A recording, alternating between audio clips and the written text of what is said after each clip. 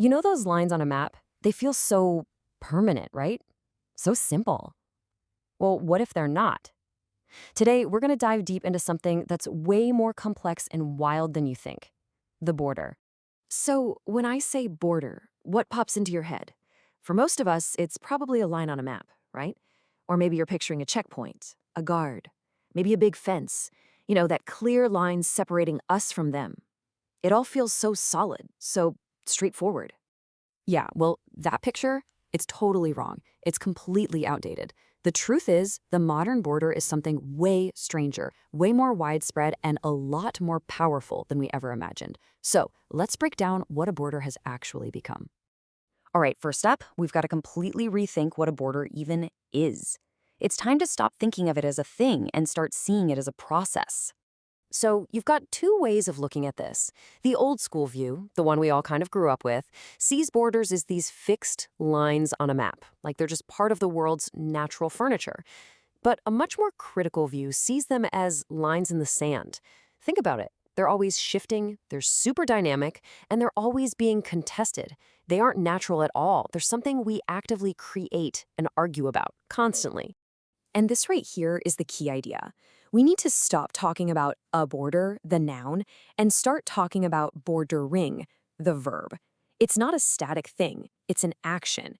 It's this dynamic process, a constant assembling of power, technology, people's bodies, the stories we tell, all of it coming together to create the effect of a border. Okay, so if bordering is this ongoing process, then what's it actually made of? And what's its real job here in the 21st century?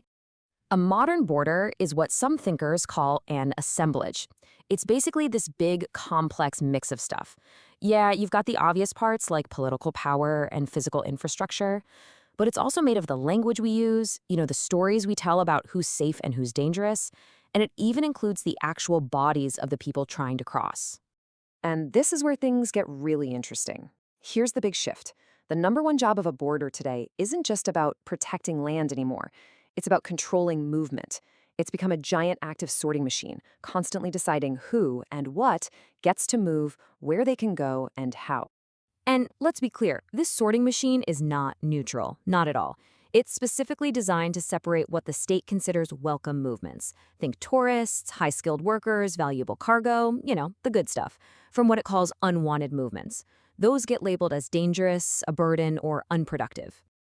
So, if borders are all about sorting movement, think about what that means. It means the border doesn't have to be on the edge of a country. In fact, it can pop up pretty much anywhere. And I mean anywhere. We're talking about bordering practices happening deep inside a data center running travel databases. It's embedded in the curriculum in our schools. It's reproduced on movie screens. It's even there in vaccine diplomacy, deciding who gets life-saving medicine. The border isn't just out there on some distant line anymore. It's right here, all around us. This creates a really strange paradox, something researchers call the care/control nexus.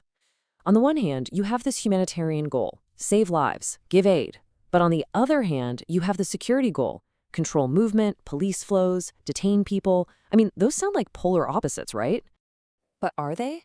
What the research shows is pretty mind-bending. Often the very same actions we see as humanitarian, like rescuing people at sea, have become tangled up with security, policing, and detainment. The act of caring for someone can, at the very same time, be an act of controlling them. So how on earth do we make sense of all this messy, contradictory stuff? Well, the source material gives us a couple of great tools for our toolkit, two really useful concepts: durability and friction. Okay, so durability. This helps explain how borders can feel so permanent, so solid, and yet at the same time, they're always in flux. The best way to think about it is like a sticky infrastructure. All these different forces, political, social, technological, kind of glob together and hold their shape over time, making the border seem permanent. But that stickiness isn't forever. It can always be pulled apart and put back together in a new way. And then you have friction. Now, this isn't just people pushing back against the system. It's about the messiness inside the system itself. It's what happens when you have all these different parts, new rules, old tech, people with their own goals, all grinding against each other. And this is so important. That friction is exactly where power gets made and unmade. Just think about an airport. It's a perfect lab for seeing friction in action. You've got some new data sharing policy clashing with decades of union politics. You have a brand new face scanner that tells you one thing, but a customs agent with 20 years of experience has a gut feeling that says something else. The result isn't this smooth, seamless security machine. It's a messy, chaotic reality where every decision is a negotiation. And that brings us to the future. Because the things creating all that friction, well, they aren't just human anymore. We've arrived at what you could call the more than human border. And the point here is absolutely critical. Technology isn't just a tool that humans use anymore. Non-human things, we're talking scanners, databases, sniffer dogs, and the big one, algorithms, they're now active players in the game of bordering. They're making decisions, they're taking action. And that has a really profound effect on you and me. At the border, our own bodies are getting, well, dispersed is the academic term. What it means is we're no longer seen as one whole person. Instead, we're broken up into a collection of data points. There's your fingerprint over here, your facial scan over there, and your travel history sitting in some database. Our very identity is being sliced up and scattered across all these different systems. And that really leaves us with this final, powerful thought from the source material. The rise of AI and deep learning at the border is doing way more than just speeding things up. It's fundamentally changing what a border even means. And it forces us to ask a really heavy question. What does it mean to belong to a community when the lines that define that community are being drawn and enforced by an algorithm?